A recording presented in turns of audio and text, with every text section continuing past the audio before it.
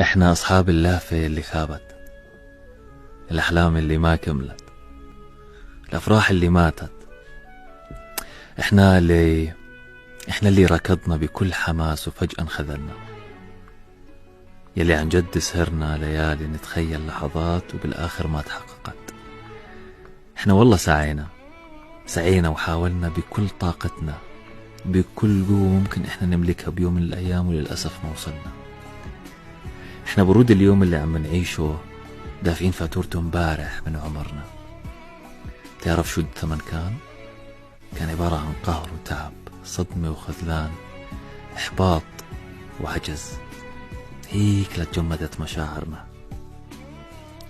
احنا اللي كنا فعليا نندفع بحماسنا وبكل إحساسنا.